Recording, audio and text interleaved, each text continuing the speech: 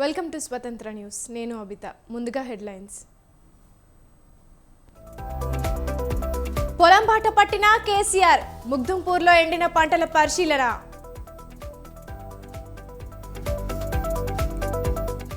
తెలంగాణ కాంగ్రెస్ ప్రత్యేక మేనిఫెస్టో, 5 విలీన గ్రామాలను తెలంగాణలో తిరిగి కలుపుతామని హామీ.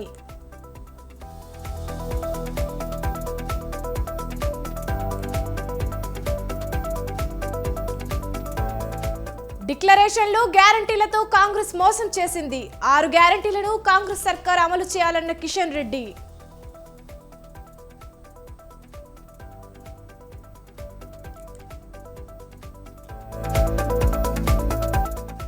కస్టడీలో రాధాకిషన్ రావుకు అస్వస్థత, ఒక్కసారిగా తగ్గిన బీపీ, కొనసాగుతున్న వైద్య పరీక్షలు.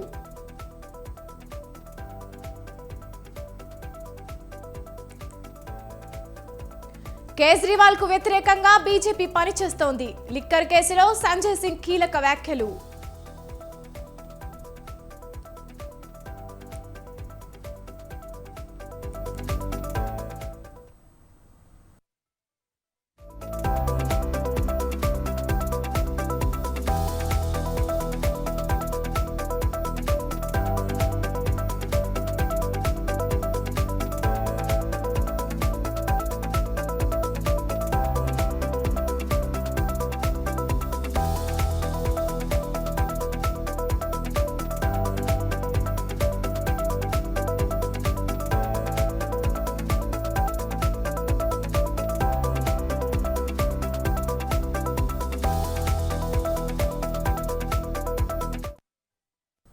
ఫోన్ ట్యాపింగ్ కేసులో కీలక ఆధారాల సేకరణ దిశగా దర్యాప్తు బృందం తీవ్రంగా యత్నిస్తోంది.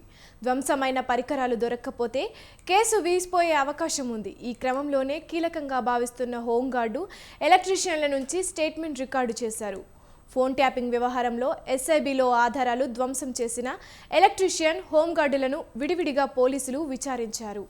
ఆధారాలను ధ్వంసం చేయడానికి ఎంత డబ్బు ఇచ్చారు, జనవరి 4వ తేదీన ఎస్ఐబిలోకి రమ్మని ఎవరు పిలిచారు, ఆ టైంలో సీసీ కెమెరాలు పనిచేస్తున్నాయా, అసలు ఎస్ఐబి కార్యాలయంలో కట్టర్లతో ఎలా వెళ్లారు, ఫోన్ ట్యాపింగ్కు సంబంధించిన హార్డ్ డిస్కులను, పెన్ డ్రైవ్, ఇతర డివైస్లను డే టైంలో ధ్వంసం చేశారా, నైట్ టైంలో ధ్వంసం చేశారా, ఎస్ఐబి ఆఫీస్లో కాకుండా వేరే చోట కూడా ధ్వంసం చేశారా?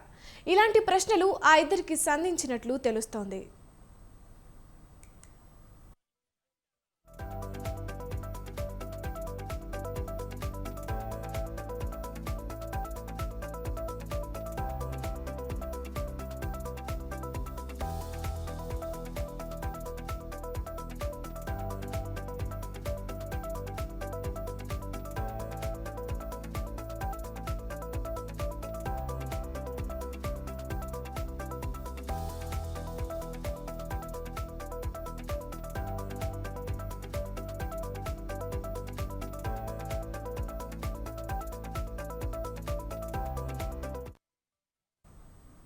ఈ కేసులో ధ్వంసమైన పరికరాలు దొరక్కపోతే కోర్టు కేసు కొట్టేసే అవకాశం ఉంది.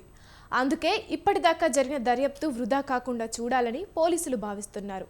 ఈ క్రమంలోనే సైంటిఫిక్ ఎవిడెన్స్ కోసం అన్వేషణ కొనసాగిస్తున్నారు.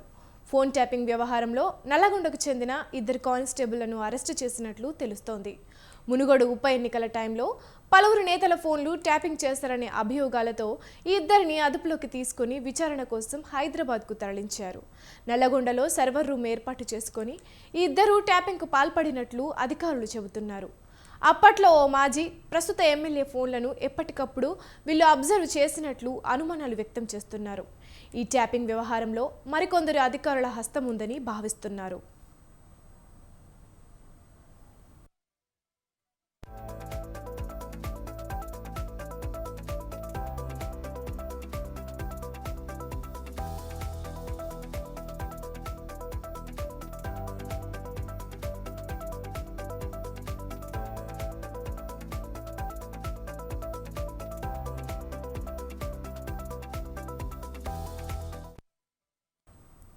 ఫోన్ ట్యాపింగ్ కేసులో అరెస్ట్ అయి ప్రస్తుతం పోలీసుల కస్టడీలో ఉన్న టాస్క్ ఫోర్స్ మాజీ డీసీపీ రాధాకిషన్ రావు అస్వస్థతకు గురయ్యారు. రెండో రోజు విచారణ సందర్భంగా హై బీపీకి ఆయన గురైనట్లు సమాచారం. అయితే బంజారాహిల్స్ పోలీస్ స్టేషన్లోనే ఆయనకు వైద్య పరీక్షలు నిర్వహించారు.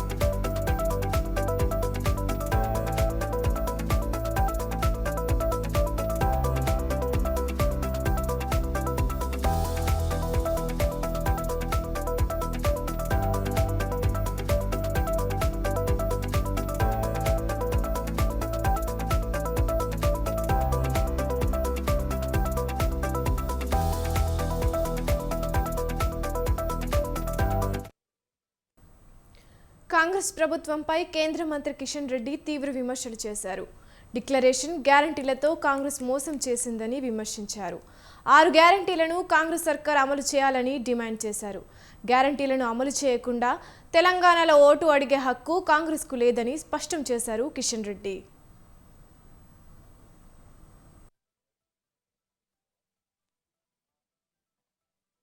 కాంగ్రెస్ దమ్ము ధైర్యం ఉంటే, చిత్తశుద్ధి ఉంటే కాంగ్రెస్ పార్టీ ఆఫీసులలో నోట్లు ముద్రించేటువంటి మిషన్లు పెడతారేమో.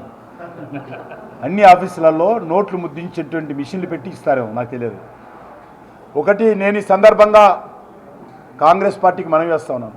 గత శాసనసభ ఎన్నికల్లో schedule caste declaration, youth declaration, రైతు డిక్లరేషను, మహిళా డిక్లరేషన్ పేరుతో ఏవైతే హామీలు ఇచ్చారో, గ్యారంటీల పేరుతో 6 గ్యారంటీల పేరుతో తెలంగాణ ప్రజలకు 100 రోజుల్లో పూర్తి చేస్తామని ఏవైతే 100 రోజుల గ్యారంటీ హామీ ఇచ్చారో, ఎన్నికల ప్రణాళికలో ఏవైతే ఇచ్చారో, దమ్ము ధైర్యం ఉంటే, చిత్తశుద్ధి ఉంటే మీరు ముందుగా గత శాసనసభ ఎన్నికల్లో ఇచ్చినటువంటి హామీలు అమలు చేసి చూపండి.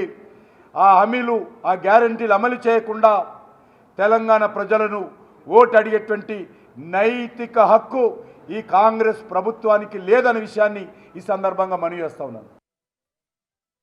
కాంగ్రెస్ పార్టీ ఆఫీసులలో నోట్లు ముద్రించేటువంటి మిషన్లు పెడతారేమో. అన్ని ఆఫీసులలో నోట్లు ముద్రించేటువంటి మిషన్లు పెట్టి ఇస్తారేమో, నాకు తెలియదు. ఒకటి నేను ఈ సందర్భంగా కాంగ్రెస్ పార్టీకి మనవి చేస్తా ఉన్నాను. గత శాసనసభ ఎన్నికల్లో schedule caste declaration, youth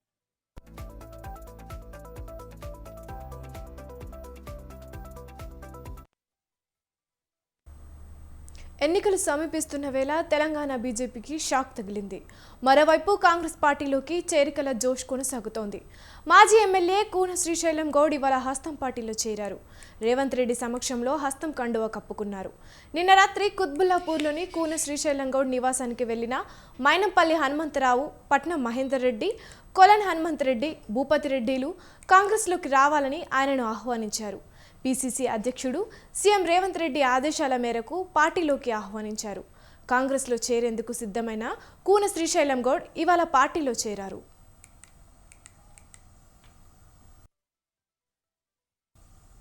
BRS cantonment అభ్యర్థి ఎంపికపై గులాబీ అధిష్టానం దృష్టి సారించిందా? ఈ సీటుకు ఉద్యమకారుల డిమాండ్ పెరుగుతోందా?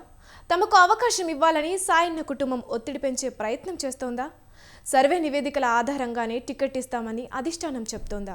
ఇంతకు కంటోన్మెంట్ రేసులో ఉన్నది ఎవరు? టికెట్ ఎవరికి దక్కే అవకాశాలు ఉన్నాయి? Watch the story.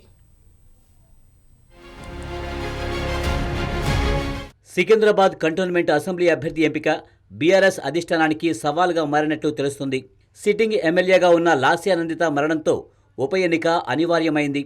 మరోసారి తమ కుటుంబానికి టికెట్ ఇవ్వాలని నివేదిత బీఆర్ఎస్ అధిష్టానాన్ని కోరారు. తన తల్లితో పాటుగా బీఆర్ఎస్ అధినేత కేసీఆర్ను కలిసి అవకాశం ఇవ్వాలని కోరారు. మరోవైపు కంటోన్మెంట్ నుంచి ఉద్యమకారులు సైతం టికెట్ ఆశిస్తున్నారు. సర్వే ఆధారంగా టికెట్ ఇస్తామని ఆశావహులకు పార్టీ అధిష్టానం తెలియజేసినట్లు సమాచారం.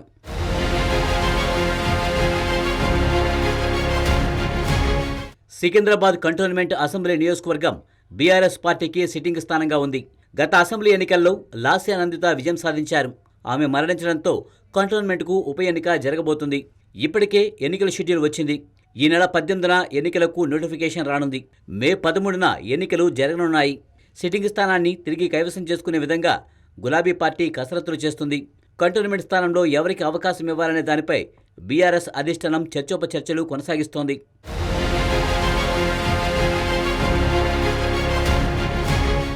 ఎమ్మెల్యేగా ఉన్న సమయంలో సాయన్న మృతితో కుమార్తె లాస్య నందితకు పార్టీ అవకాశం కల్పించింది. ఆమె సైతం కారు ప్రమాదంలో గత నెలలో మృతి చెందింది. దీంతో ఆమె సోదరి నివేదిత పార్టీ అధినేత కేసీఆర్ను కలిసి తనకు ఛాన్స్ ఇవ్వాలని కోరారు. ఈ పరిస్థితుల్లో కంటోన్మెంట్ స్థానంలో ఎవరికి టికెట్ ఇస్తే గెలుపు అవకాశాలు ఉంటాయనే దానిపై బీఆర్ఎస్ అధిష్టానం సమాలోచనలు జరుపుతోంది. మరోసారి సాయన్న కుటుంబానికి అవకాశం ఇస్తే సెంటిమెంట్ కలిసి వస్తుందా లేదా అనే దానిపై లెక్కలు వేస్తుంది.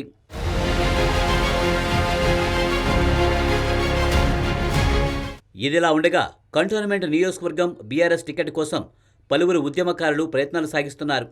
గత అసెంబ్లీ ఎన్నికల్లోనే తమకు టికెట్ ఇవ్వాలని పార్టీ అధిష్టానాన్ని కోరారు. సాయన్న కుటుంబంపై ప్రజల్లో ఉన్న ఆదరణతో ఉద్యమకారులకు అవకాశం రాలేదు. ఇప్పుడు మళ్లీ ఉప ఎన్నికలు జరుగుతుండటంతో ఉద్యమకారులు తెరమీదకు వచ్చారు.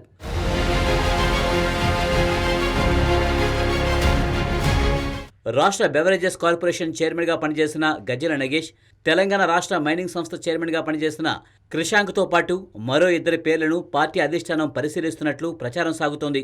గత అసెంబ్లీ ఎన్నికల సమయంలో BRS working president KTR Twitter వేదికగా క్రిషాంక్కు టికెట్ ఇవ్వడం లేదని తెలియజేశారు. భవిష్యత్తులో ప్రాధాన్యమిస్తామని నాడు కేటీఆర్ చెప్పారు. దీంతో ఇప్పుడు క్రిషాంక్ ప్రయత్నాలు సాగిస్తున్నట్లు తెలుస్తోంది. కంటోన్మెంట్ నియోజకవర్గ ఇన్ఛార్జిగా మల్కాజ్గిరి ఎమ్మెల్యే మరి రాజశేఖర రెడ్డిని అధిష్టానం నియమించింది. కంటోన్మెంట్ అభ్యర్థి ఎంపికపై స్థానిక నేతలతో ఆయన చర్చలు జరుపుతున్నారు.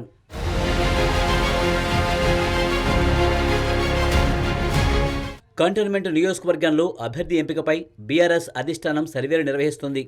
పార్టీపైన పలువురు నేతలపైన ప్రజల నుంచి ఫీడ్బ్యాక్ తీసుకుంటుంది. సర్వేల ఆధారంగానే అభ్యర్థిని ఎంపిక చేస్తామని ఆశావహులకు గులాబీ అధిష్టానం స్పష్టం చేసినట్లు తెలుస్తుంది. అసెంబ్లీ ఎన్నికల తర్వాత బీఆర్ఎస్ పార్టీ గడ్డు పరిస్థితి ఎదుర్కొంటోంది. ఎన్నికల్లో 39 అసెంబ్లీ స్థానాలకు పరిమితమైంది. ఇప్పటికే 2 సిట్టింగ్ ఎమ్మెల్యేలు దానం నాగేందర్, కడియం శ్రీహరి కాంగ్రెస్ పార్టీలో చేరారు. భద్రాచలం ఎమ్మెల్యే తెల్లం వెంకట్రావు సైతం కాంగ్రెస్ పార్టీలో చేరేందుకు సిద్ధమవుతున్నారు. దీంతో బీఆర్ఎస్ పార్టీ అలర్ట్ అయింది. నిబద్ధతతో ఉండేవారికి, గెలిచే అవకాశం ఉన్న వారికే టికెట్ ఇవ్వాలని బీఆర్ఎస్ అధిష్టానం భావిస్తుంది. ఇందులో భాగంగానే అభ్యర్థి ఎంపికపై ఆచితూచి వ్యవహరిస్తున్నట్లు సమాచారం.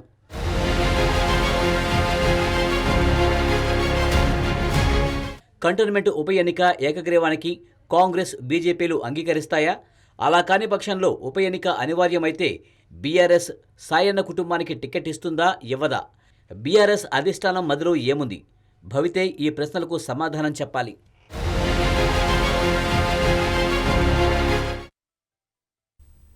ఇవి ఇప్పటి వరకున్న బులెటిన్ అప్డేట్స్. చూస్తూనే ఉండండి స్వతంత్ర న్యూస్.